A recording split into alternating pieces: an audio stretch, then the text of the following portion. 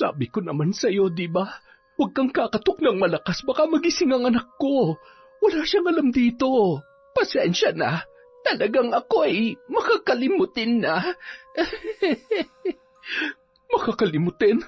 Nako, baka naman mamaya kinalimutan mo na rin ang plano natin. Yan ang hindi ko nakakalimutan. Kung ganoon, nasaan? Heto na ang hinihingi mo. Naisalang ko na sa sagradong ritual ang mga daga at ipis na ito. Hindi mo na sila kailangang katakutan. Kung gayon, ano nang dapat kong gawin? Sa susunod na kabilugan ng buwan, pakawalan mo sila at dun mo na ibulong ang nais mong iutos sa kanila. Gaya ng inaasahan, mangyayari ang anumang sabihin mo sa mga ito. Sige na, ako nang bahala. Umalis ka na at baka magising pang anak ko. Mandali ka. Ay, salamat nga pala, Taning. Dahil kahit marami nang nagbago sa napakahabang panahon na lumipas, binalikan mo pa rin ako. Oo na, sige na. Saka na tayo mag-usap. Kailangan ko nang bumalik sa kwarto. Sino ngayon ang unang nalugi, Tinding? Taon 2017, Pampanga.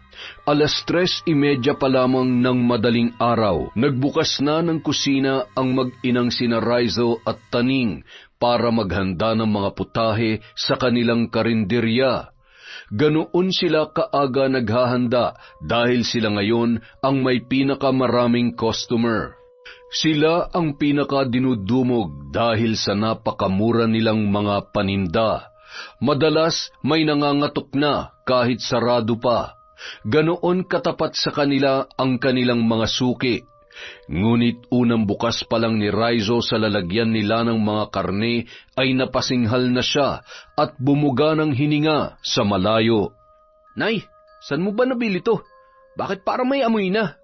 Doon sa bagong bukas sa kabilang palengke, may bagsakan ng mga double dead doon. Mas mura sa kanila kaya doon ako kumukuha. Pero ang tindi na ng amoy nito, Nay, kumpara doon sa dati mong kinukunan. Bakit ito pang kinuha mo? Mas mura nga, di ba? Siyempre, kung saan tayo mas makakamura, doon tayo. Paano naman po yung lasa? Baka mamaya, hindi na masarap to. Akong bahala dyan. Para namang hindi mo pa kabisado ang teknik ko. Basta hugasan mo na lamang at hiwain. Ako nang bahala magluto mamaya. Huwag ka na nakikialam dahil hindi mo alam ang gastusin dito. Ba't naman kasi nagtsatsaga pa kayo sa mas mura? Afford naman natin yung sa dati, di ba? Parang mas okay naman yung kaysa dito, Nay. Ay nako, dumarami na mga kakumpetensya natin. Kailangan magkaroon ng dahilan ng mga tao para manatili sa atin. Kaya doon ako kumuha para mas mapababa ang presyo ng mga ulam natin. Alam mo naman ang mga tao rito, puro butas lagi ang bulsa. Kung saan may pinakamura, doon sila nagpupuntahan. Kaya pwede ba, huwag ka na lamang makialam. Wala ka namang alam sa negosyo Di kayo na.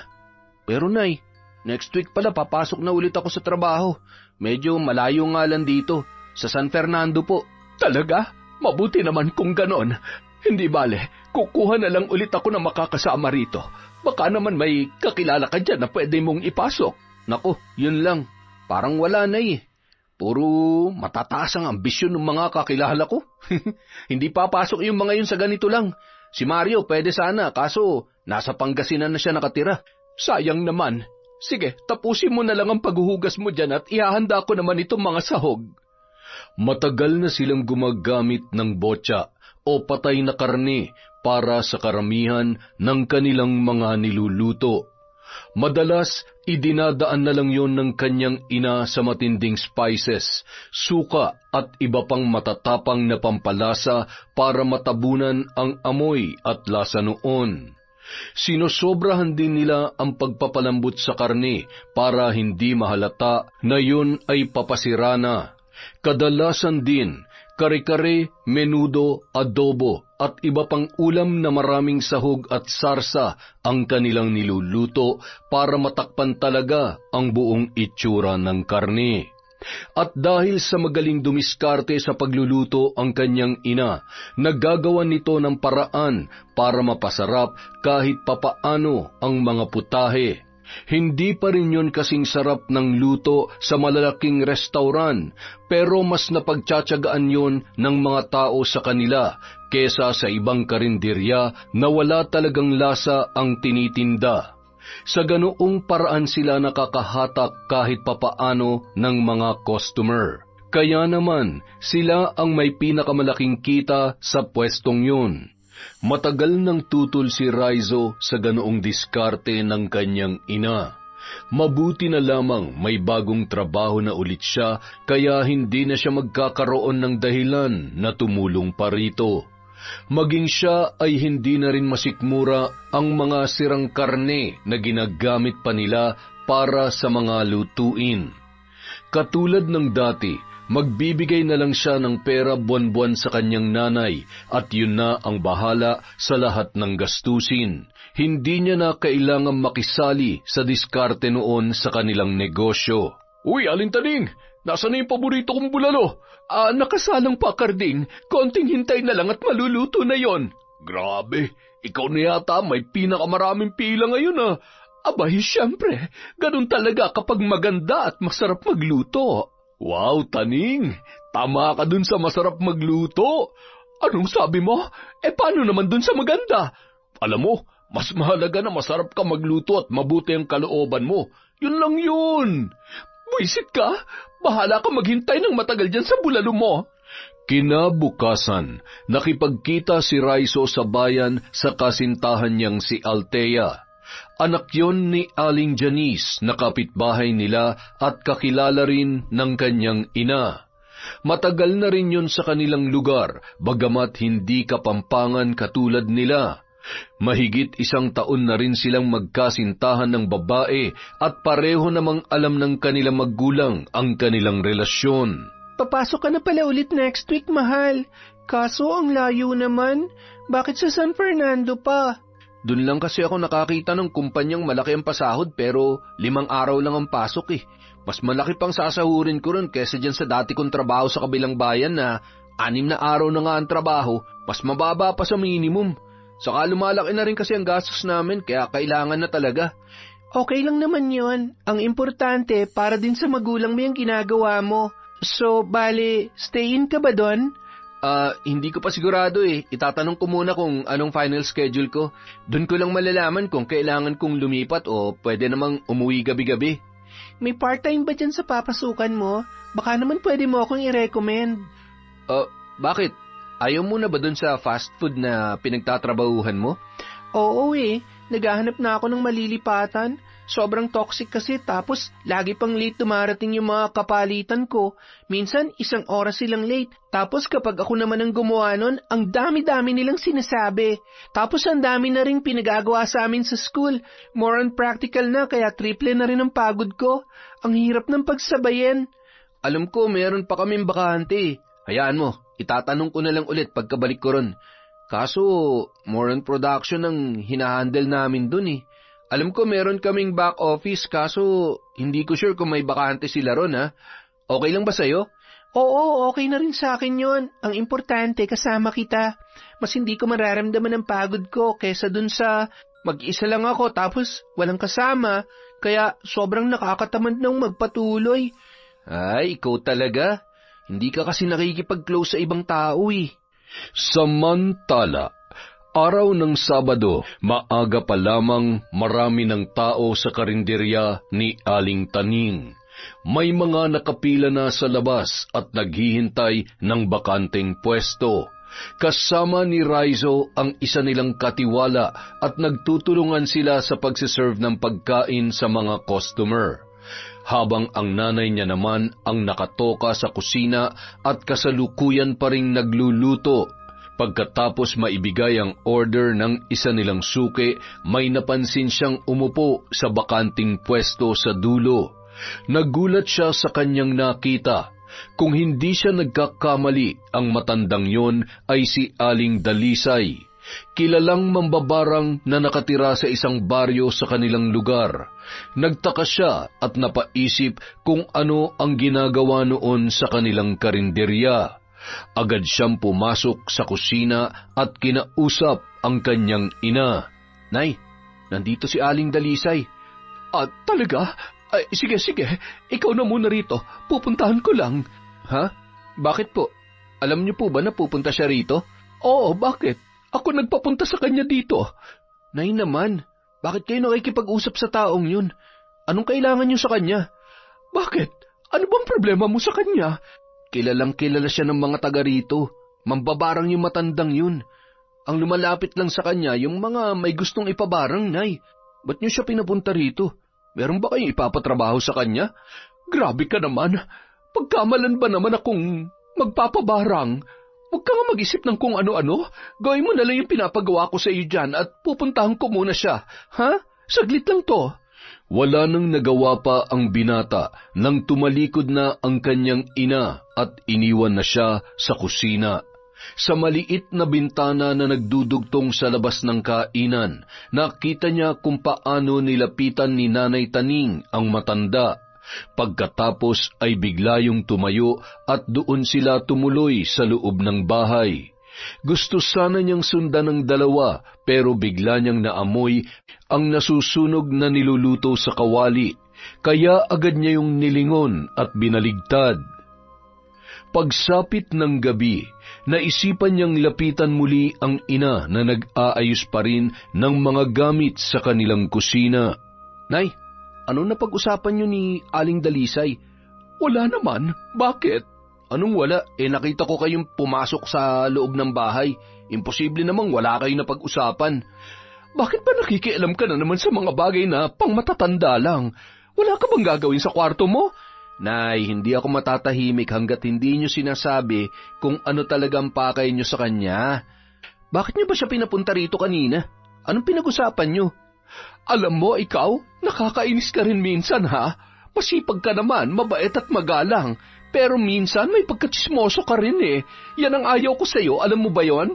Pwede ba, huwag ka na nga lang nanghihimasok sa usapan ng iba? Hindi yan gawain ng lalaki. Nay, isa na sa mga kaibigan ko na biktima ng matandang yun. Binarang siya ni Aling Dalisay dahil yung isa sa mga kaaway niya lumapit dun sa matanda para patawan siya ng parusa sa kasalanan na hindi naman niya ginawa. Muntik na mamatay yung kaibigan ko eh. Kilala niyo rin yun, sinama ko na siya dito dati, si Joel. Aba, malay ko, sa dami ng kaibigan mo, dapat ba kilala ko silang lahat? Saka alam mo, huwag mo nga sinisiraan yung matanda. Wala naman siya masamang ginawa rito eh. Basta, Nay, sana lang talaga wala kayong binuong anumang transaksyon o kasunduan sa kanya. Sa trabaho nga namin dati, maraming galit at takot sa kanya eh. Tapos kayo, pinapunta niyo pa rito sa bahay natin. Paano kung bigla siyang may gawin dito nang hindi natin nalalaman?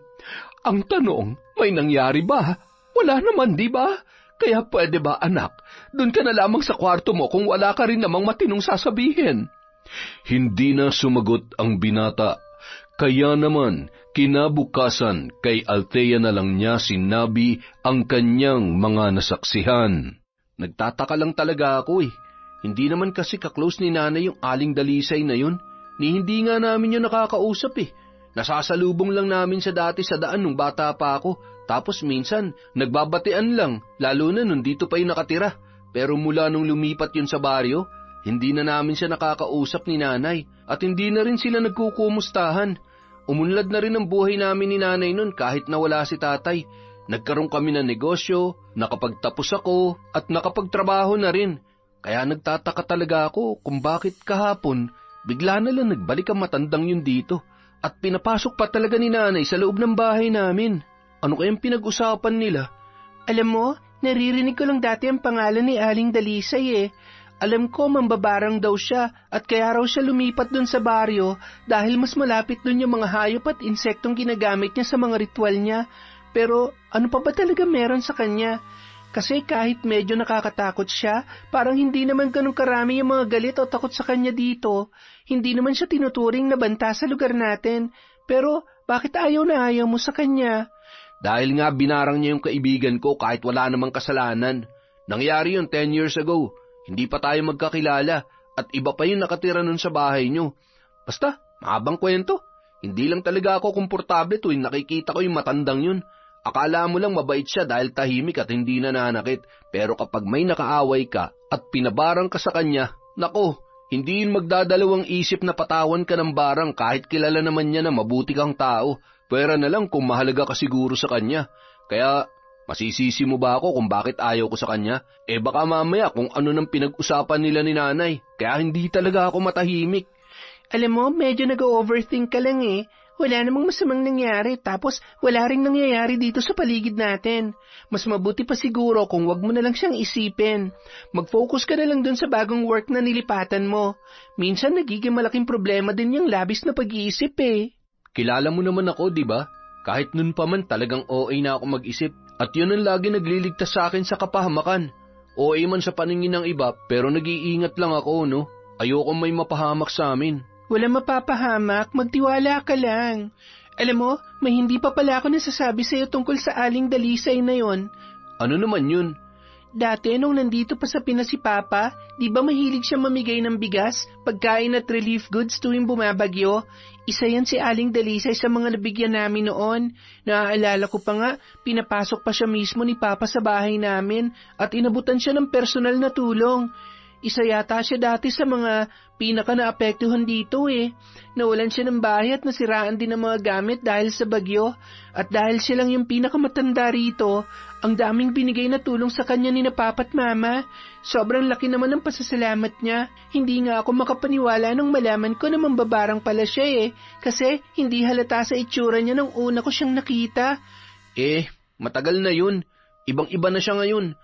Ako, kabisado ko yung gawin ng matandang yun. Nagpapakita lang siya na mabait sa lahat ng lumalapit sa kanya, kahit sino binabati niya. Pero wag ka, napakadali niya masilaw sa pera. Pag tinapalan mo siya ng anumang halaga, handa siyang ibenta ang katapatan niya sa'yo. At handa niya ring gawin anuman ang gusto mo, kahit makasama pa sa iba. Lalo na dun sa mga wala namang kasalanan talaga. At yan ang nangyari sa kaibigan kong si Joel noon. Alam mo bang tinulungan siya dati ni Joel nung madukutan siya? Sobrang grabe nangyari kay Joel dahil sa ginawa niya. Kaya nga, hindi na siya nagbalik dito mula nung gumaling siya. Sorry mahal ha, pero pwede ka bang malaman kung ano talaga nangyari kay Joel? Kung anong dahilan, bakit siya pinabarang nung kaaway niya? Yung kuya ng ex niya nagpabarang sa kanya. Lumapit sila kay Aling Dalisay at nagbayad ng malaking halaga para barangin si Joel. Sinasabi kasi nun ng ex niya na may iba raw siyang babae at nahuli pa raw sila sa computer shop. Pero kilala ko si Joel. Tsaka magkasama kami nung araw na yun kaya alam ko na hindi totoo yung binibintang nila sa kanya. Naghanap lang yun ng dahilan para maghiwalay sila. Talaga? Kawawa naman pala si Joel. Hindi ko alam na ganun palang nangyari sa kanya. Mabait pa naman yun nung huli kami nagkausap. Kaya nga hanggang ngayon hindi ko talaga mapatawad yung ex niya. Doon lang din yun nakatira sa kabilang bayan.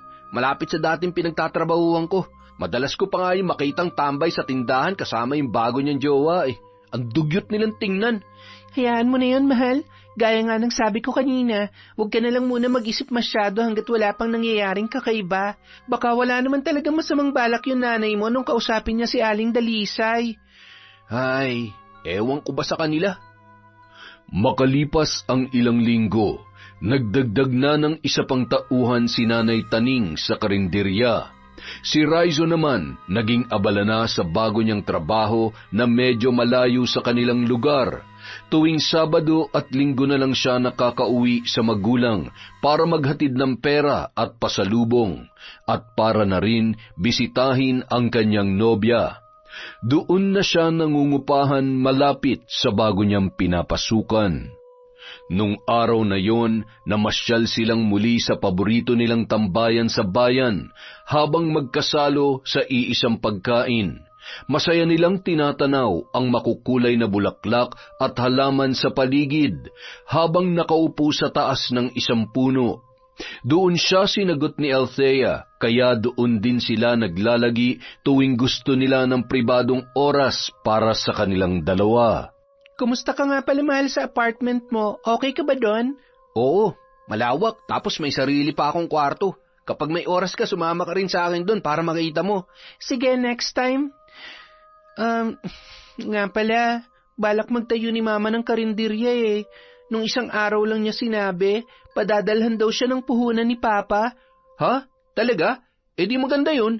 Magaling din naman magluto yung mama mo eh. Sabi niya kasi dumarami na raw yung maruruming karinderya dun eh. Hindi ko sinasabing yung sa inyo ha. Ang ibig kong sabihin yung sa iba, bukod sa marami nang gumagamit ng mga botya, marami na rin daw nagkakasakit dito.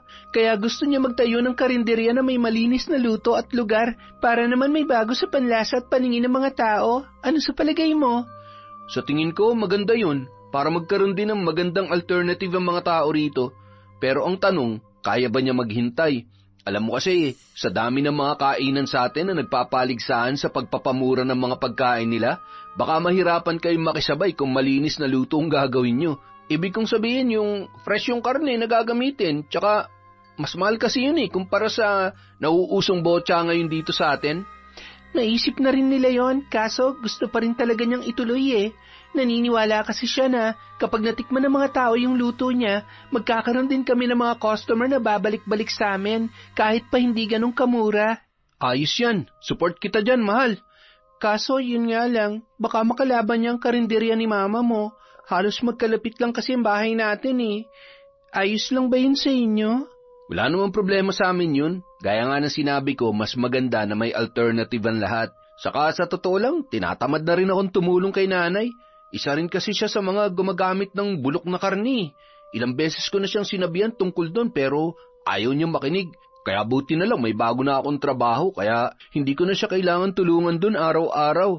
Basta pag natuloy yun, sana kumain ka rin ha, kahit isang beses lang. Tinuturuan na rin kasi ako magluto ni mama ngayon eh.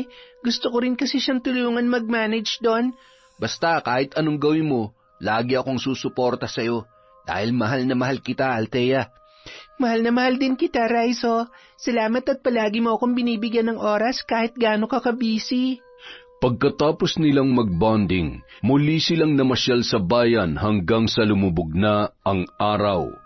Ngunit sa kalagitnaan ng kanilang paglalakad, muling nasilayan ni Raizo si Aling Dalisay sa isang tabi. Tila may binibili yon sa isang tindahan. Agad siyang umiwas at sinenyasan ang kanyang nobya na wag na silang tumuloy sa lugar na yon. Agad naman siyang sinunod ng babae. Samantala, dumating na ang araw ng pagbubukas ng karinderya nina Althea. Sila ng nanay Janice niya ang nasa kusina habang ang pinsan niya namang si Ezekiel ang nakatoka sa labas para humarap sa mga customer. Nag-half day lang nung araw na yon si Raizo sa kanyang trabaho para makakain doon, gaya ng kanyang ipinangako sa kanyang nobya. Grabe, ang sarap talaga, walang halong biro. Salamat mahal ha, thank you talaga. Ginawan mo ng paraan para makapunta rito. Sulit nga ang punta ko dahil ang sarap talaga. Kung nandito lang ako palagi, baka dito na ako kakain araw-araw sa inyo. Di hamak na mas masarap to kaysa sa mga luto namin, promise.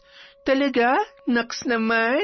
Alam mo, itong adobo kay mama yan, pero itong giniling, ako nagluto niyan. Ah, talaga?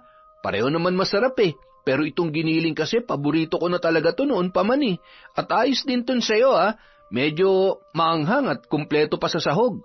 May pugo pa. Iton the best sa akin. Thank you talaga mahal Ikaw lang yata may pinakamaraming binili dito sa amin. Yung ibang mga kumain kanina, puro tigisang order lang ang kinuha Kaya mukhang maliit lang ang kita namin ngayong araw. Hayaan mo, okay lang yan. Ganyan talaga sa simula. Dadami rin ang mga customer nyo pag na-realize nila na mas masarap kumain dito sa inyo. Yun na nga rin ang sinabi kanina ni Mama Kapag daw nalaman ng mga tao na mas masarap dito sa amin, kusa rin silang babalik kahit medyo mahal. Pero thank you talaga mahal Sana magustuhan ng kapitbahay mo dun sa San Fernando yung mga tinake out mo para sa kanila. Siyempre naman, ipapatikim ko talaga sa kanila to. Pero kay nanay siguro hindi na.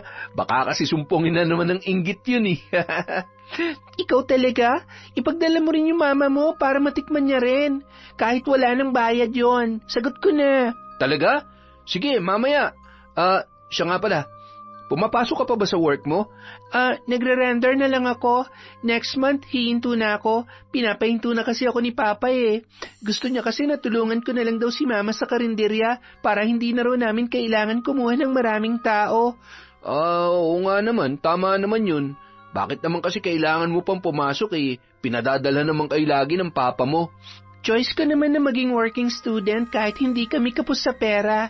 Ang mindset ko kasi, gusto ko may prior experience na agad ako bago ako graduate para may konting advantage na rin, lalo na sa panahon ngayon na hindi na sapat ang diploma lang. Kaya ako, pinagsasama ko ng diploma at diskarte.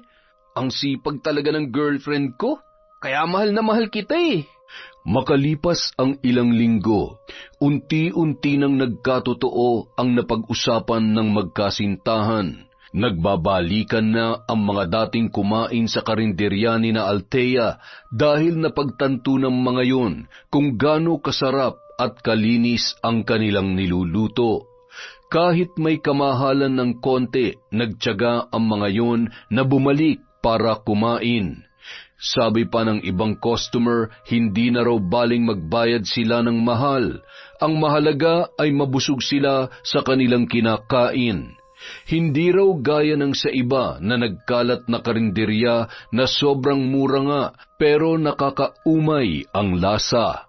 Naramdaman din ni Aling Taning ang tila pagtumal ng kanyang karinderya.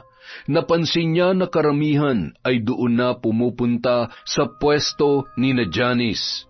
Hindi niya matanggap ang pangyayaring yon at muli na naman siyang ngumalngal.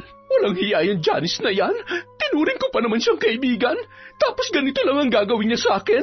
Inagaw niya na yung mga customer ko. Pati si Mang Berting sa kanya na rin kumakain. Walang hiya. Nay, ano na naman ang pinuputak-putak niyo dyan? Paano yung magaling nating kapitbahay doon? Nagtayo ba naman ng sarili nilang karinderya? Kaya pala konti na lang ang kumakain dito sa atin. Hindi niya ba naisip na meron ng kainan dito? At yun pa talaga ipapatayo niya sa harap ng bahay nila? Ano naman po ang masama ron?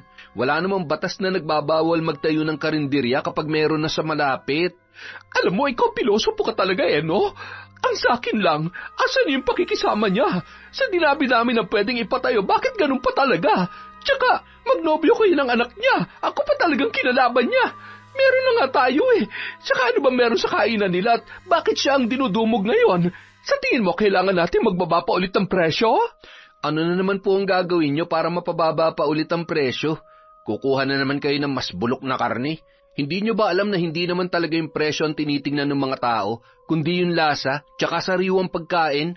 Tingnan nyo sa kanila, bukod sa masarap na yung luto, fresh pa yung ginamit na karne at hindi tinitipid ang sahog. Malinis din yung labas at loob ng karinderya nila. Sobrang gaan sa paningin at paligid, kahit yung mga kutsara at tinidor, napakalinis din. Tsaka gumagamit pa sila ng tamang sanitation. Ako mismo nakita ko nung kumain ako ron, kaya hindi ko rin masisisi kung bakit doon na naglilipatan ng iba, Nay. Hindi naman talaga sobrang naghihirap ang mga tao ngayon. Kapag nakakita sila ng mas magandang alternative, kahit may dagdag presyo, papatulan pa rin nila basta alam nilang sulit at mabubusog sila. Ay, teka nga muna.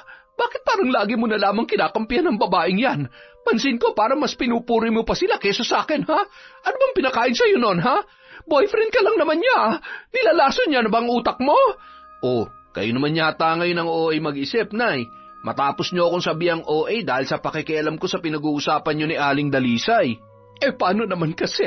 Sarili mong nanay, ayaw mong tulungan. Kapag nagpatuloy pa sa paghina ang negosyo natin, baka bumagsak na itong karinderya na ilang dekada ko nang inaalagaan. Nay, paano ko kayo matutulungan may trabaho na nga ako? Ano bang gusto niyo? Tumambay na naman ako rito para tabla-tabla tayong lahat. Kung tutuusin, hindi niyo na kailangan magkarinderya pa eh. Nagbibigay naman na ako sa inyo. Hindi pa ba sapat yun? Aba, kung ano-ano na yung sinasabi mo para ipagtanggol yung karinderya ng jowa mo, ha? Tumigil ka, Raizo. Minsan talaga hindi ko na gusto yung pananalita mo. Ako pa rin ang nanay mo, kaya dapat sa akin ka kumakampi. Hindi yung pinupuri mo pa yung iba at parang masaya ka pa na tumutumal ang karinderya natin. Makalipas ang ilang linggo, lalo pang humina ang kita ng karinderya ni na Aling Taning. Halos mabibilang na lang sa daliri ang mga kumakain sa kanila araw-araw. Kung dati pinipilahan sila at inaabot ng gabi, ngayon hapon pa lamang nagsasara na sila dahil halos wala nang kumakain. Ang iba sa katabi nilang karinderya ay tuluyan ng nagsara. Ang bagong dinudumog at pinipilahan ay ang karinderya ni na Althea. Kahit hindi ganoon kamura ang pagkain, mabilis yung kumalat at pumatok dahil masarap daw ang pagkakaluto ng mga pagkain at malinis din ang kanilang lugar. Kaya naman kahit nagtitipid ang iba, pilit silang gumagastos, makabili lamang ng matinong pagkain. Unti-unti ring napagtanto ng mga tao na hindi sa lahat ng pagkakataon ay dapat pagtiyagaan ang napakamura pero wala namang lasa. Dahil doon, labis na nabahala si Aling Taning. Hindi pwede to. Hindi pwedeng malagas ang customer namin. Kailangan makagawa ako ng paraan para bumalik sila sa akin. Pagsapit ng sumunod na Sabado, maagang umuwi si Raizo sa kanilang bahay para doon ipahinga ang kanyang weekend. Pero sa gate pa lang, nagulat na siya nang makitang lumabas sa kanilang pinto si Aling Dalisay. Nakatalukbong pa ng itim na belo ang ulo ng matanda. Ngumiti yun sa kanya nang magkatinginan sila, pagkatapos ay tahimik na lumabas ng gate at hindi na lumingon pa. Muling binalot ng pagtataka ang binata.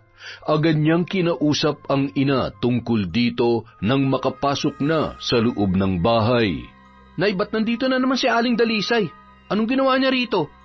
Wala naman. Bakit? Hanggang ngayon ba maglilihim pa rin kayo sa akin?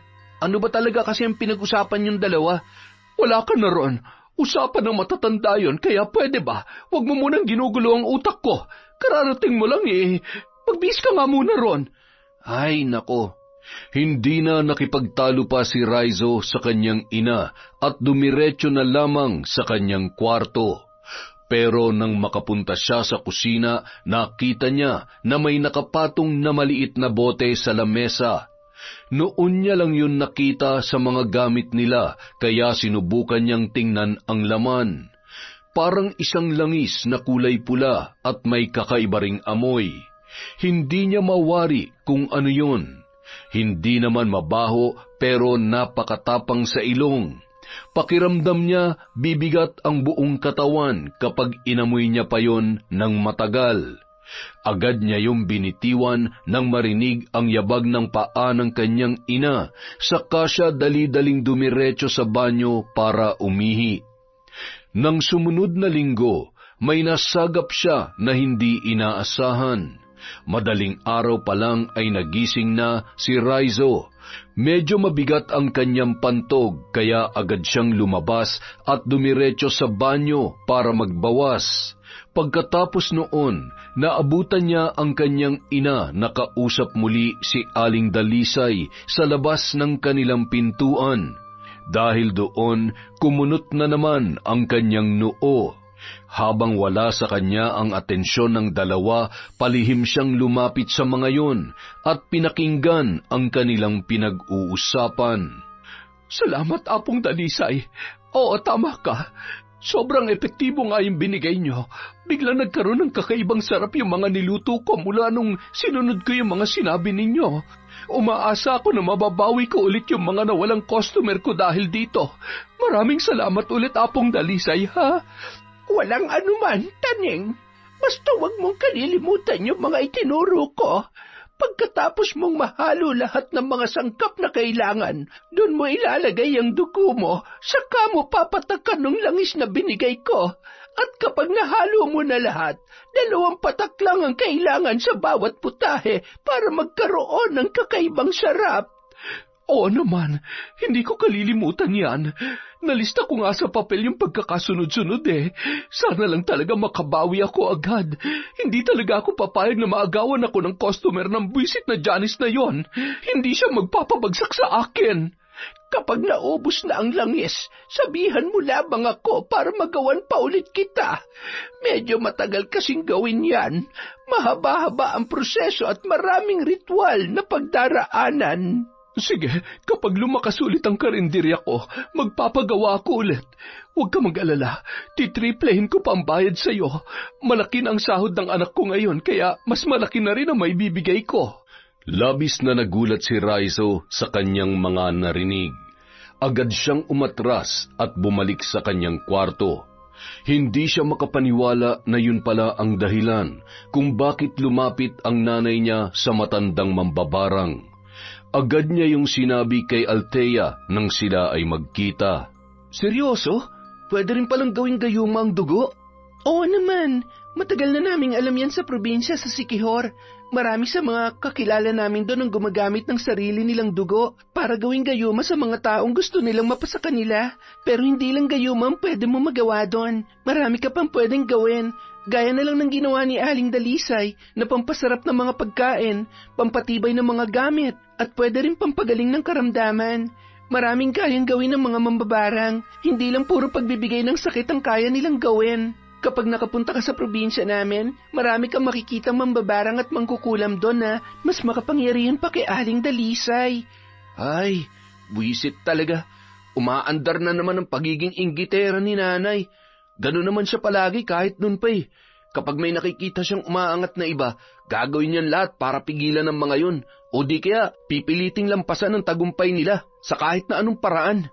Yun ang dahilan kaya lagi sila nag-aaway ni tatay nung buhay pa yun eh. Hindi na naalis sa ugali niya yun. Pasensya ka na, Althea. Sana lang, hindi madamay ang mama mo sa mga kalokohan ng nanay ko. Ano ka ba? Hindi naman mahilig pumatol si mama sa mga ganun eh. Basta, lagi lang siyang nakafocus sa sarili niyang mga plano. Wala siyang panahon para makipagkompetensya sa iba. Ayoko lang kasing pagmulan to ng away nila eh. Lalo't dati naman sila magkaibigan. Hayaan mo na yon. Hindi naman ako galit sa nanay mo. Saka, wala naman din kaming pake kahit ano pang ihalo niya sa mga luto niya. Basta kami ni Mama, focus lang kami sa magandang serbisyo na binibigay namin sa mga tao. Yung pagiging malinis ng mga pagkain at lugar ang lagi namin ginagawa rito. Wala nang iba. Para kasing nakakawala na rin ng gana eh. Lalo na nung malaman ko na yung karamihan sa binibigay ko sa kanya, yun din palang ipinambabayad niya sa matanda. Hindi ko akalaing magagawa ni nanay yun. Kahit nun pa man, ayaw na ayaw niyan nalalamangan. Kaya nga parang nagdadalawang isip na ako na magbigay sa kanya sa susunod eh. Ngayong alam ko na kung saan napupunta yung pinaghihirapan ko. So, ano nang balak mong gawin? Hindi ka na magbibigay sa nanay mo para wala na rin siya maibibigay kay Aling Dalisay? Ewan ko ba? Hindi ko na talaga alam kung anong gagawin ko eh. Litong-lito na ako. Basta wag ka lang kasi masyadong mag-isip. Hayaan mo na kung yun talagang trip ng nanay mo. Basta kami rito, ayos lamang kami. Hindi kami apektado. Hindi mo rin kailangang awayin ng nanay mo para lang sa amin, ha? Salamat, mahal ha.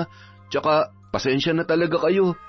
Makalipas ang ilang linggo, unti-unting nanumbalik ang mga dating customer nila Aling Taning.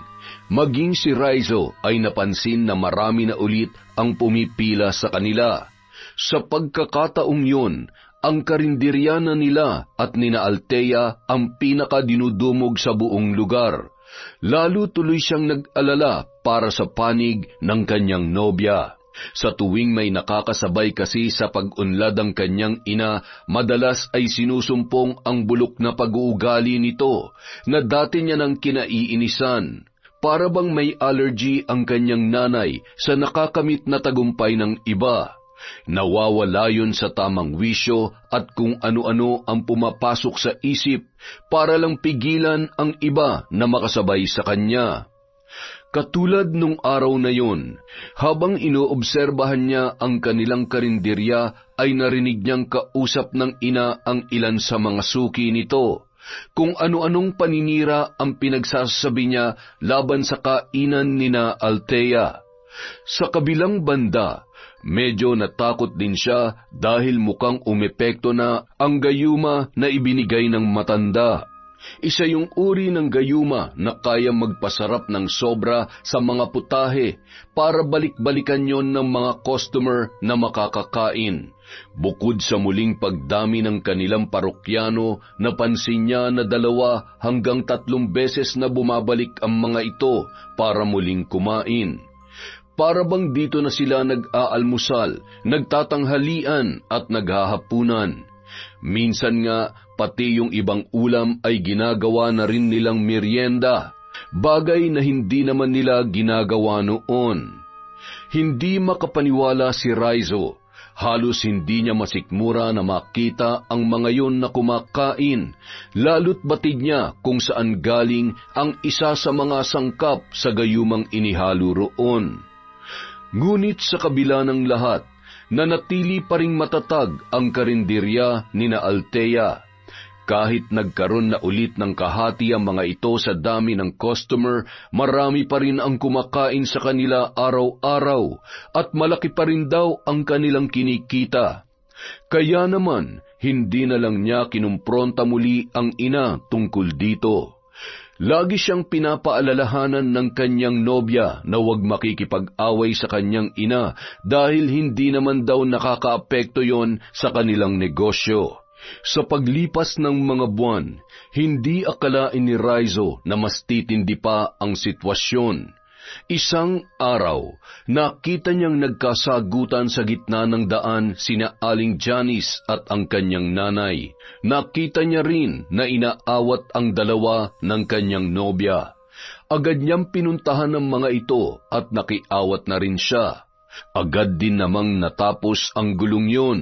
Sinubukan niyang lapitan at kausapin si Althea pero hindi yun lumingon o sumagot man lamang sa kanya. Kaya naman sa mga tao na lamang sa paligid siya nagtanong kung ano ang nangyari. Pagkapasok sa loob, agad niyang hinarap ang kanyang nanay Taning. Nay, ano po ba nangyari? Ba't kayo nakipag-away sa labas? Ba't hindi mo tanungin yung nobya mo kung anong ginawa ng nanay niya sa akin? Imposible naman sila nagsimula ng gulo, Nay. Ayon sa mga tao sa labas, kayo raw po ang sumugod. Anong ako? Hoy, kararating mo lang. Wala kang alam sa nangyari. Sila ang unang sumugod dito. Ako ang unang sinugod nila. Nananahimik ako rito tapos bigla silang dumating at kung ano-anong pinagsasabi sa akin. Pero sino po ba talagang pulot-tulo nito, Nay? Hindi ba kayo rin naman? Sa tingin nyo, anong dahilan kung bakit sila susugod dito? Huwag nyo sabihin na hindi nyo alam. Ano na naman bang pinagsasasabi mo dyan? Huwag mo sabihin kakampihan mo pa sila dahil lang nanay yun ang jowa mo. Umayos ka, Rizzo. Totoo naman po eh. Akala nyo ba hindi ko kayo narinig noon? Kung ano-anong paninira sa kanilang binubulong nyo dyan sa mga suki natin. Hindi nyo pwedeng itanggi yun dahil ako mismo nakarinig sa inyo. At dahil sa mga pinagsasabi nyo, kumalat tuloy yun at nakarating sa kanila. Kaya natural, may karapatan sila magalit sa inyo. Marangal yung negosyo nila, Nay. Hindi ka nila siniraan kahit nung umangat yung negosyo nila. Pero kayo, anong ginawa nyo? Nagkaroon lang kayo ng katapat, pilit nyo nang ibinababa. Kaya ngayon nyo sabihin kung sinong pasimuno sa inyong dalawa. Ay, ewan ko sa'yo. Mukhang nalason na talaga ng babaeng yun ng utak mo. Eh kung hiwalayan mo na lang kaya siya, hindi ko na gustong ginagawa niya sa'yo. Yan na naman kayo, Nay. Tamang hinala na naman kayo eh. Ang hilig nyo maniwala sa mga binubulong ng utak nyo na wala namang katuturan. Baka kayo nilalaso ng matandang dalisay na yun dahil siya ang dahilan kung bakit dumami ulit ang customer nyo, di ba? Akala nyo ba hindi ko alam ang sangkap na hinahalo nyo sa mga pagkain? Seryoso, Nay? Aabot talaga kayo sa ganun? Para lang malamangan yung mga taong umaangat sa buhay. Gagamit talaga kayo ng itim na karunungan para lang iangat ang sarili nyo? Mahiya naman kayo. Hoy, nanay mo ko. Huwag mo akong pinagsasalitaan ng ganyan. Lahat ng ginagawa ko para sa kinabukasan natin. Para sa iyo. Anong para sa akin? Saan nyo ba dinadala yung mga perang kinikita ng karinderya? Di ba sa pansarili nyo lang din? Kapag nakakaipon kayo ng marami, pinambibili nyo lang ng bag, ng sapatos, at ng damit para may maipagmayabang kayo sa mga kapitbahay natin. Noong nag-aaral ako, konti lang naman ang binibigay nyo sa akin ah. Ultimong baon ko, si tatay ang nagbibigay nun nung buhay pa siya. Buti na lang, nung time na yun, scholar ako, kaya nakalibre ako sa mga gastusin. Wala naman kayong ginawa para sa akin, Nay ah. At kaya nagkasakit si tatay dahil din sa inyo. Akala nyo hindi ko alam ang lahat ng yun? Hindi ko lang sinasabi sa inyo dati dahil nanay ko kayo. Pero ngayon, hindi na talaga ako makapagpigil dahil sobra na tong ginagawa nyo. Hindi na tama to. At wala na akong pakialam kahit ano pang isipin nyo sa akin. Huwag mo akong sinusubukan, ha? Hindi mo alam kung anong kaya kong gawin. Ganyan palang tinuturo sa'yo ng babaeng yon, ha? Ang sumagot sa magulang? Sige, huwag ka mag-alala. Kung ayaw mo makipaghiwalay sa kanya, akong gagawa ng paraan para mangyari yon. Maghintay ka lang. Bakit? Anong gagawin nyo? Lalapit na naman kayo kay Aling Dalisay? Magpapagawa na naman kayo ng kung ano-anong kademonyohan para sirain kami? Subukan nyo lang, Nay. Hindi ko kayo mapapatawad. Hoy! Huwag mo ka akong tinatalikuran. Hindi pa tayo tapos. Rizzo! Ilang beses tinawagan ni Rizzo ang kanyang kasintahan, pero hindi yun sumasagot. Mukhang galit na rin sa kanya si Althea. Hindi tuloy siya matahimik nung gabing yon.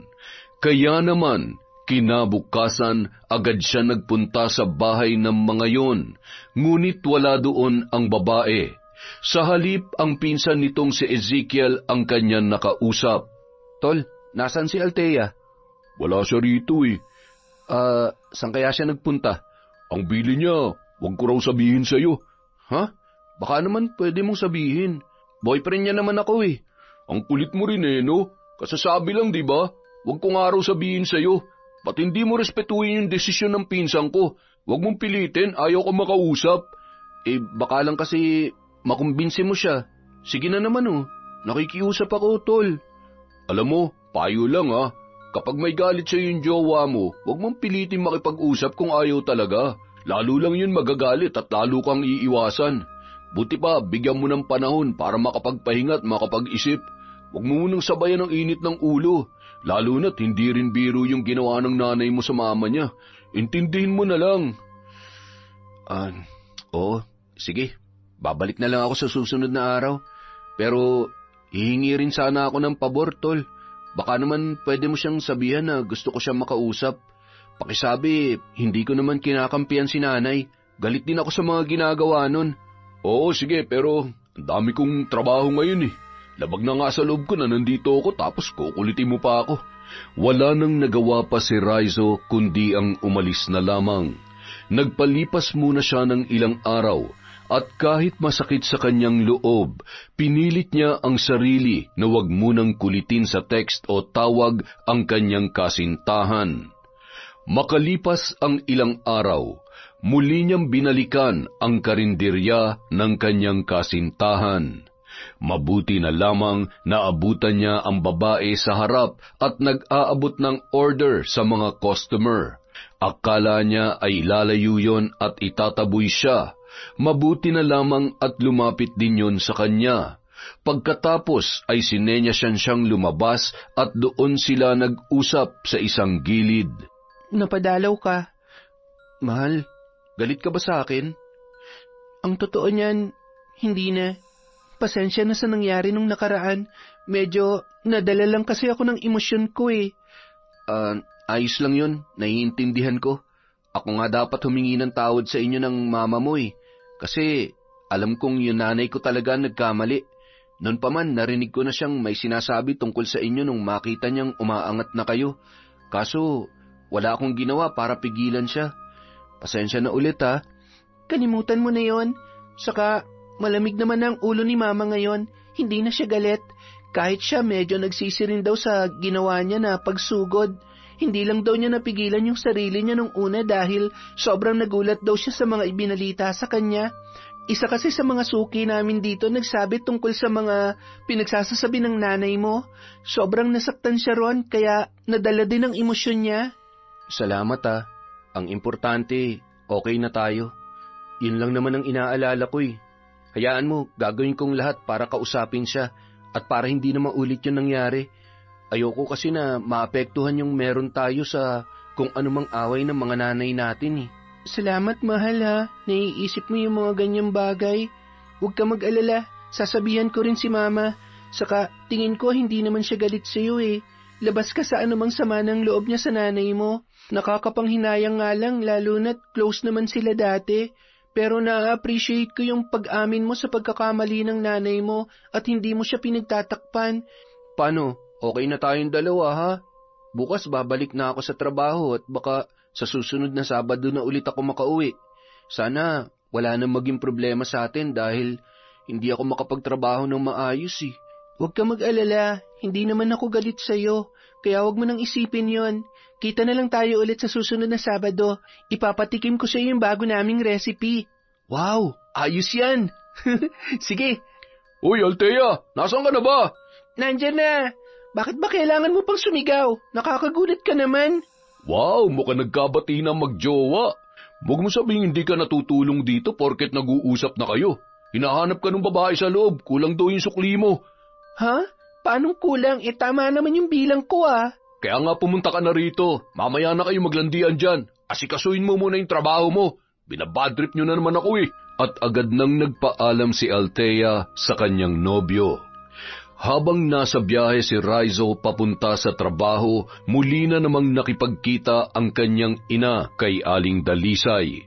Sa pagkakataong yun, hindi niya na pinapunta ang matanda sa kanilang bahay, bagkus ay siya na ang bumisita sa tahanan nito. Pinabantayan niya muna sa kanilang tauhan ang karinderya, saka sumakay ng motor patungo sa bahay ni Aling Dalisay.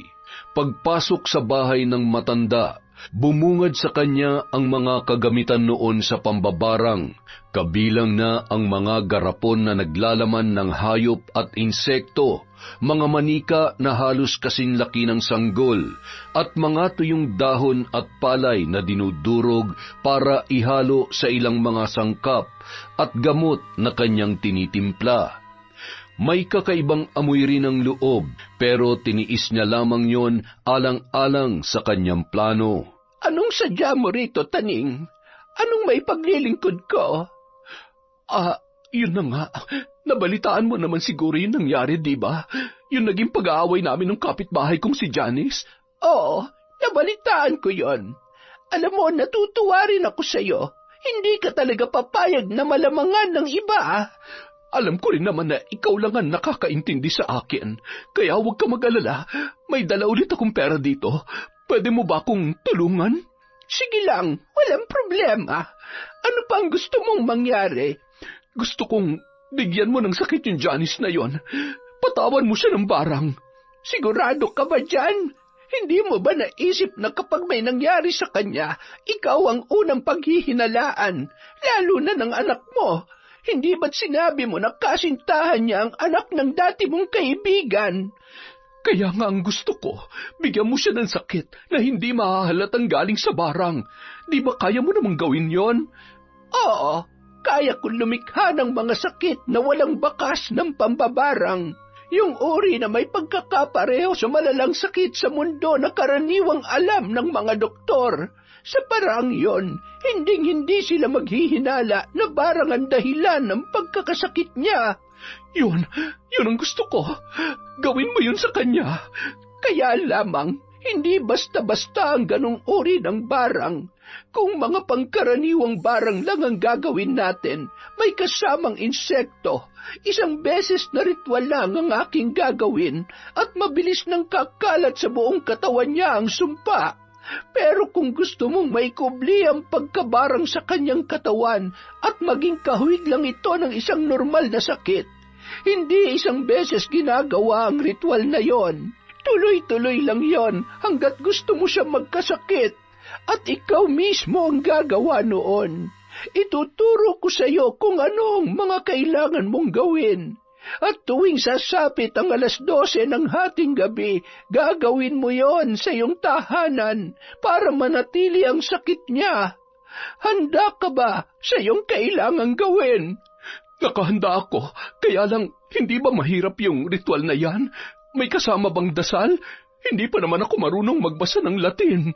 Huwag kang mag-alala, kapampangan din ang dasal na babasahin at kakabisaduhin mo.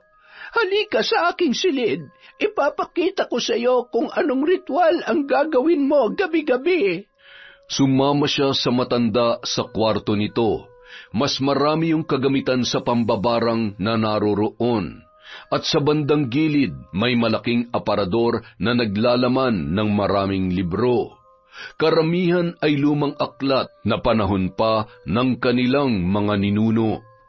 Mas madilim dahil natatakpan ng kurtina at mga gamit ang bintana.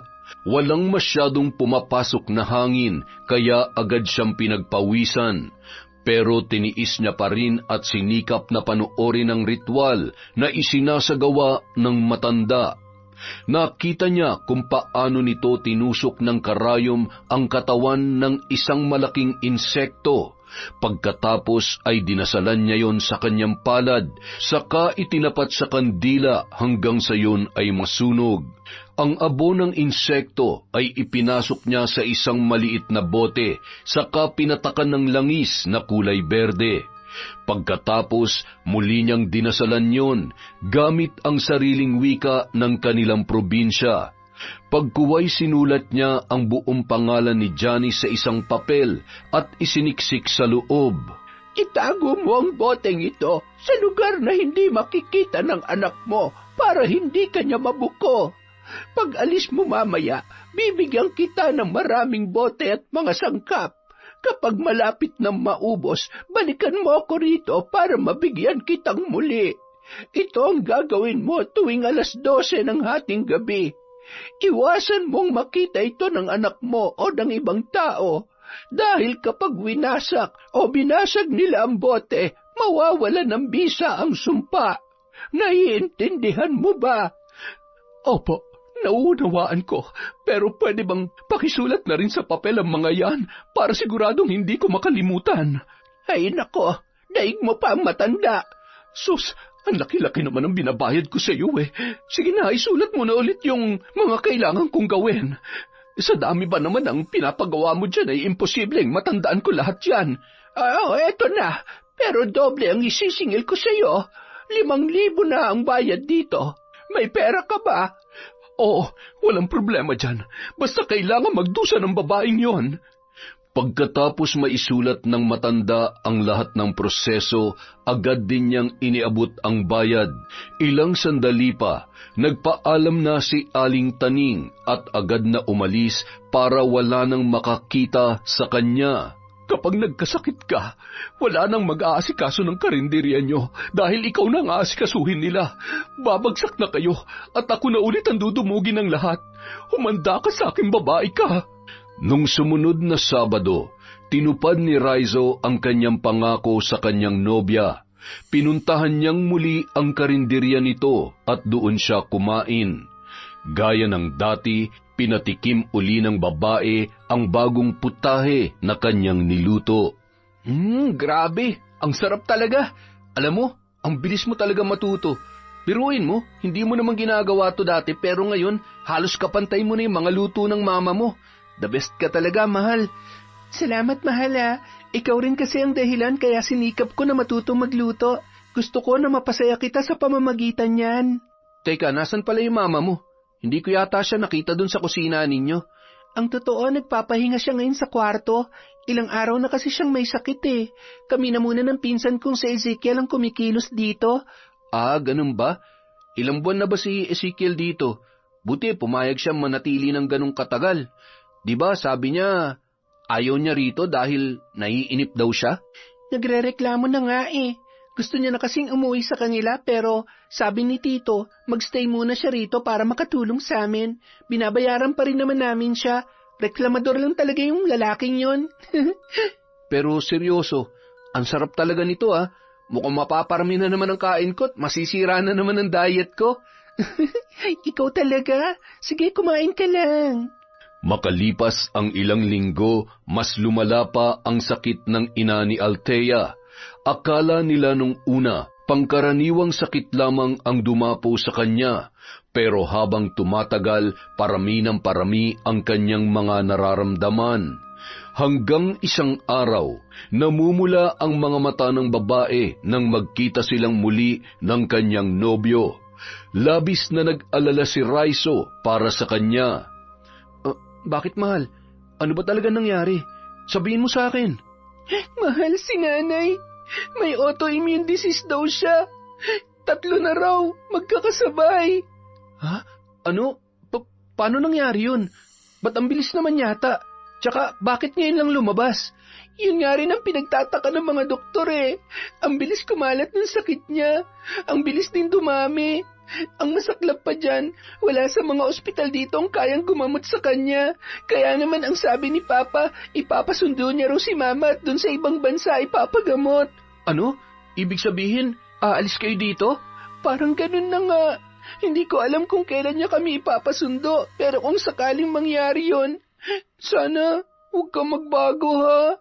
Sana pagbalik namin dito, ako pa rin ang mahal mo. Siyempre naman. Hihintayin kita, Althea.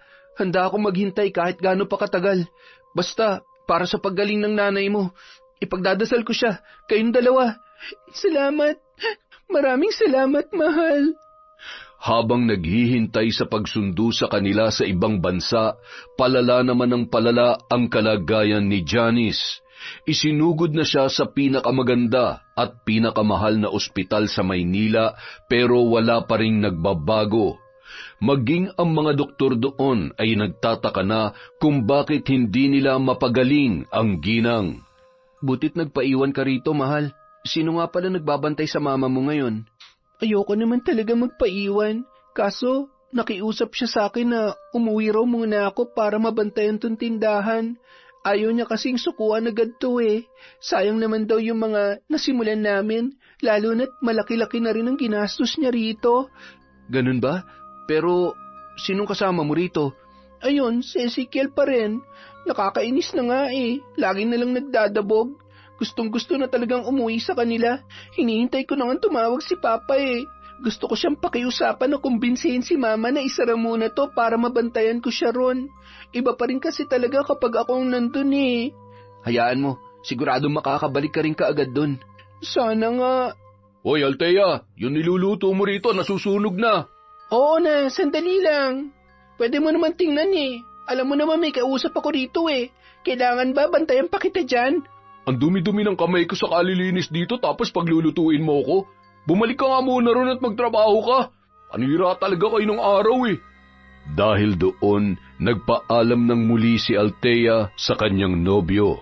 Labis na naawa si Rizzo sa pinagdaraanan ng kanyang kasintahan. Bukod sa lagi yung pagod sa paghawak sa karinderya, lagi pa yung nangungunsumi sa kasama nitong si Ezekiel na sobrang mainitin ng ulo. Bukod pa roon ang lumalalang kalagayan ng kanyang mama na nasa Maynila. Nais niyang matulungan ang kasintahan, ngunit hindi niya alam kung sa paanong paraan, hanggang sa mahagip ng kanyang paningin ang kanyang ina. Napansin niya na napakatahimik nito sa kusina at tila may ginagawa. Pinagmasdan niya yung mabuti. May napapansin siya na kakaiba sa mga kinikilos nito na hindi niya mawari. Para bang napakailap at tila meron ding hindi sinasabi sa kanya. Ilang linggo na yung ganoon. Naalala rin niya na hindi maagang natutulog ang kanyang ina. Kung dati-rati, halos sabay lang silang humiga pagkatapos ng mga gawain sa kusina. Ngayon, lagi niya na yung naaabutang nag-aasikaso pa rin sa labas kahit wala ng tao. Hanggang isang araw, sinubukan niyang alamin kung ano ba talaga ang ginagawa nito. Nakita niya na may inililigpit yon na mga bote at itinago sa isang kahon sa likod bahay. Kung titingnan sa malayo, aakalain ng iba na mga tambak lang yon ng lumang gamit. Pero nang subukan niyang tanggalin doon ang kahon at sinubukang buksan, nakakita siya ng maraming bote. At nang silipin niya ang laman ng mga yon, nagulat siya sa kanyang natunghayan. Bukod sa mga sangkap na hindi niya maipaliwanag, nakakita rin siya ng ilang piraso ng papel. Nang kanyang tingnan, nakita niya na nakasulat ang buong pangalan ni Aling Janice. Doon na siya nahiwagahan hanggang sa may pumasok muli sa kanyang utak. Ibinalik niya sa dati ang mga bote para hindi mahalata ng ina na kanyang pinakialaman ang mga yon. Pagkatapos ay nagkita silang muli ni Althea kinabukasan. Mahal, mukhang alam ko na kung paano matutulungan ng mama mo. Bakit mahal? Anong nangyari? Nung magkasakit siya, wala ka ba napansing kakaiba sa mga sintomas niya? Hindi ba siya nagsuka na may halong insekto o hindi rin ba siya tinubuan ng mga kakaibang sugat o kati-kati? Wala naman siyang ganong sintomas. Bakit? Saka, anong kinalaman ng insekto doon? Sa tingin ko kasi, binabarang siya kaya nagkaganon siya. Kung tama ang hinala ko, may barang ang katawan niya, pero dapat magpakita yun ng mga pangunahing sintomas gaya ng pagsusuka ng mga insekto, pagtubo ng mga sugat na may uod, o ano pa mang senyalis na may kinalaman sa insekto. Teka, naguguluhan ako sa iyo, mahal. Bakit mo nasasabi yan? Sa tingin ko, yun ang dahilan kaya lagi nakikipag-usap si nanay kay Aling Dalisay. Mukhang nagkaisa sila para barangin ang mama mo. Ano? Seryoso ka ba? Halika, may pupuntahan tayo. Nung oras ding yun, nagtungo sila sa kabilang bayan kung saan matatagpuan ang albularyong si Mang Lucio. Bantog na manggagamot ang matanda sa kanilang probinsya. Matapos silang patuluyin sa loob ng bahay, pinakita niya rito ang isa sa mga bote ng ina na naglalaman ng pangalan ni Aling Janice. Sinuri yun ng matanda, maging ito ay labis na nagulat sa kanyang nakita. Hindi maaari. Bakit po, Mang Lucio? Ano pong nakita ninyo? Alam ko ang ritual na ito. Ito yung uri ng ritual para itago ang pagkabarang sa isang tao. Itago ang pagkabarang? Ano pong ibig niyong sabihin? Karaniwan, lagi nag-iiwan ng palatandaan ng isang taong may barang, gaya ng mga uod o insektong lumalabas sa kanyang katawan, lalo na kapag siya ay ginamot. Pero kapag ganitong ritual ang ginamit sa biktima, hindi ito magpapakita ng kahit na anong senyales. Magiging parang normal na sakit lang sa mata ng lahat ang karamdaman nito. Sa paraang yon, hindi malalaman ng kahit na sino na nabarang ang taong yon, at mahihirapan ang sino mang gagamot sa kanya. Kadalasan din, hindi lang isang beses ginagawa ang ganitong ritual. Kailangan itong gawin ng paulit-ulit para tumagal ang sumpa. Ngayon malinaw na sa akin ang lahat. Ito ang dahilan kaya lihim na nag-uusap si Nanay at Aling Dalisay. Kumpirmado na, Althea. Binarang nga nilang mama mo. Ano ka mo? Si Nanay Taning mo? Lumalapit na muli kay Tandang Dalisay? Yung mambabarang? Opo, tama po kayo. Mang Lucio, sana matulungan niyo po kami. Ano pong dapat gawin para mawala ang sumpa ng barang sa katawan ni Aling Janice? Sobrang nahihirapan na po siya ngayon sa ospital eh. Palala na ng palala yung sakit niya at walang magawa ang mga doktor sa kanya. Kailangan yung basagin ng mga bote, pati na naglalaman ng kanyang pangalan. Sa ganoong paraan lang hihinto ang sumpa sa kanya. Kung ganoon, pwede niyo po ba kaming samahan sa bahay? Pagsapit ng hapon, nakauwi na sila sa bahay ni na Aling Taning. Nagtaka pa ang kanyang nanay kung bakit kasama niya pati ang albularyo na si Mang Lucio. Anong ginagawa niyo rito? Nay, wag na po kayo magsinungaling. Alam na namin ang lahat. Ano bang pinagsasasabi mo? Alam na namin na kayo nagbibigay ng sakit sa nanay ni Althea gamit ang boteng ito na galing sa mambabarang. Tama ako, di ba? Akala niyo siguro hindi namin malalaman, no? Saan mo nakuha yan? Ibalik mo yan. Ano po bang nagawa ng mama ko sa inyo, Nanay Taning, para gawin niyo to sa kanya? Wala naman po kaming ginagawang masama, Bakit niyo po siya kailangang siraan at ipabarang? Huwag mo ako matatawag na nanay. At huwag kayong gumawa ng eskandalo rito sa karinderya ko. Pinagtitinginan na tayo ng mga tao. Dapat lang na dito tayo mag-usap para marinig nila. Para din malaman nila kung anong ginagawa niyo, Nay. Na para bang kayo lang ang may karapatang umangat dito sa mundo. At kapag nakakita kayo ng ibang tao na nagtatagumpay sa buhay, gumagawa kayo ng paraan para bumagsak. Nanay mo ako. Wala kang karapatang pagsalitaan ako ng ganyan. Matuto kang gumalang. Ako nagpalaki sa'yo. Makinig kayong lahat. Para sa kaalaman nyo, may halong gayuma yung kinakain nyo. Nakipagsabuatan ng nanay ko kay Tandang Dalisay na salot para pasarapin ang pagkain niya gamit ang sarili niyang dugo at mga sangkap sa pambabarang. Botsa rin ang ginagamit ni nanay para makatipid at kumita ng malaki. Dahil sa narinig, biglang nagsigawan ang mga tao. Ang iba ay isinaboy ang kanilang pagkain. Ang iba naman ay nag-alisan agad kahit hindi pa nakakapagbayad. Mayroon din na nag-report na sa barangay. Sandali! Huwag kayong umalis! Napakasama mo talagang bata ka! Tuluyan ng nilaso ng babaeng yan ang utak mo! Kayo po ang lason sa lugar na to, Nay. Kahit nanay ko kayo, hindi ko kayo kakampiyan sa kabalbalan nyo. Dapat lang po na matigil na ito, Nay. Itigil mo ng kahibangang ito, Taning. Huwag mong hintayin dapuan ka pa ng karma. Tumigil ka! Mga walang iya kayong lahat! Wala nang nagawa si Aling Taning nang kunin nila ang mga kahon na itinatago nito. Saka binasag ang mga bote at pinunit ang papel kung saan nakasulat ang pangalan ni Aling Janice. Dahil sa pagbagsak ng ali, doon lang naglakas loob ang iba pang mga biktima na magsalita. Inamin nila na kahit sila ay alam na rin pala ang pakikipagsabwatan nito kay Aling Dalisay, para pabagsakin ang kanyang mga kakumpetensya sa kanilang lugar. Gamit ang itim na karunungan, inutusan ng mga ito na magpakalat ng insekto, hayop at bakterya sa mga karinderya at negosyong kinamumuhian ni Aling Taning para ang kanilang karinderya ang puntahan ng mga parokyano.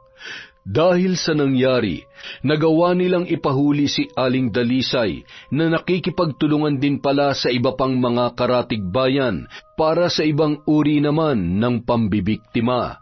Pinagkakakitaan nito ang pagbibigay ng maruruming serbisyo sa ibang tao. Tumatanggap ng mga kliyente na handang magpabarang, makapanira lamang ng iba gamit ang itim na karunungan. Nang gabing yun, nagwakas ang kasamaan at kasakiman ni Aling Taning, pati na rin ang matandang mambabarang. Makalipas ang 1 buwan, sinundo na ni Althea ang kanyang ina na si Aling Janice. Hindi na natuloy ang pagpunta nila sa ibang bansa dahil bigla yung gumaling sa kanyang karamdaman. Misteryosong nawala ang lahat ng autoimmune disease na lubhang ipinagtataka ng mga doktor. Dahil yon sa tulong ni Mang Lucio, bukod sa kanila, tinulungan na rin nito ang iba pang biktima para matanggal sa kanilang lugar ang anumang barang o sumpa na ipinataw roon. Nung mga panahong ding yun, si Aling Taning naman ang nagkasakit at kasalukuyan itong binabantayan ni Naraiso sa ospital. Maya-maya, dumalaw sa kanila si Althea. Saglit niyang iniwan ang ina sa silid nito at doon sila nag-usap sa labas. Salamat dito sa pasalubong mo, mahal ha. Kumusta na palang nanay mo? Ayun, nakaschedule siya para ilipat sa mas malaking ospital. May nakitang bukol sa dibdib niya eh. Breast cancer daw. Ganun ba? Sigurado ka bang breast cancer yon at hindi barang? Hindi mo ba siya sinubukang ipasuri muna kay Mang Lucio? Ginawa ko na yun. Kahit si Mang Lucio mismo, kinumpirma na wala raw kahit anong kulam o barang sa katawan ni nanay. Hindi rin daw siya naengkanto. Yung sakit niya raw ngayon, natural na sakit talaga. Ganun ba? Ipagdarasal ko ang nanay mo, Raiso. Alam kong malaking pagkakamali ang nagawa niya, pero naniniwala rin ako na pwede pa siyang magbago. Sana nga, Althea. Kahit ako, gusto ko rin na gumaling si nanay at makapagsimula ulit kami. Nakausap ko siya kagabi. Nagsisisi na raw siya sa lahat ng nagawa niya. Gusto ko siya makausap, mahal. Gusto kong sabihin sa kanya na hindi kami galit ni Mama. Baka sakaling makatulong sa recovery niya kapag alam niyang merong kahit isa sa mga biktima niya ay handa siyang patawarin at bigyan ng pagkakataon. Naku, maraming salamat, mahal ha. Salamat sa pag-intindi sa nanay ko. Ngayon, natutulog pa siya eh. Pero pumasok na tayo sa loob. Hintayin na lang natin siya magising para makita ka agad niya. Sige, halika na. Siya nga pala, meron din akong pasalubong para sa kanya. Maraming salamat talaga, mahal. Walang anuman, mahal. Salamat din dahil hindi mo pinanigan ng nanay mo kahit may mali siya. Ipinaglaban mo pa rin ang dapat kahit alam mong pwede itong makasira sa inyo. Kaya naman, asahan mo na magiging mas loyal pa ako sa'yo. I love you, Raiso. I love you too, mahal. Maraming salamat. Pagkatapos nila mag-usap ay pumasok na sila sa loob ng silid para bantayan si Aling Taning. Nang magising yun, ang dalagang si Althea ang una niyang nasilayan at naging masaya ang kanilang pag-uusap. Yon! At dahil dyan, meron po tayong shout out. Maraming salamat po ulit. Una pa lang sa inyong walang sawang pagsuporta sa Kwentong Enteng. Simulan na po natin kay Mirna Castro. Hello din po kay Ma'am Vicky Abut, kay Noli Lacorte Rodessa Balasanos at Jill Camillon from Lynn, Kaunes. Hi po kay Black Vein on the Run, kay Beverly Carbajosa, kay Rosemary Casonete, kay Leonida Torrenueva. Hello po kay Chris Alcantara, kay Kat Burglar Cutie. Hello din po kay Febe Ranyada, kay Alma Tanguan, kay Charlene Gumansing, Winnie Belmas. Videos went viral. Hello din po kay Erica Ember, kay My Favorite Song Collection, kay Badge Torres, Arlene Torquiza, Manisan Mamot Mapadtaya, kay Pamela Allen, hello po. Hi kay Margie Banosong, kay Neneng Maria Love, kay Janaya Dagison, kay Weng Orasyon, kay Angel Factor, sa Balagtas Family sa Pampanga from Josephine Beroya. Hi po kay May Fugaban, kay Christina Resurrection, Faye Jade Faith Batarilan at Jerry Sabella from Kaizeni. Hello po kay Ella Heda, kay Mariza Belda, kay Hilario Patra Jasmine. Hello din po kay Mamiliana Nalugon, kay Sam Escobar, sa Madel Usman Abregana at Amuela family from Norsen TV, kay Che Orlanes. Hello po kay Corfiliera Vlog, kay Joy Aniban, kay Elizabeth Sune, kay Nelia Fancubit. Hi din po kay Michelle Marciano from Saudi Arabia, kay Cliven Dubalan, sa Kieta at Oliveros family from Marlon Kieta, kay Siti A. Noor, kay Leia Isogon. Hello po kay Vilma Bautista, sa Naling family at Marilor Guevara.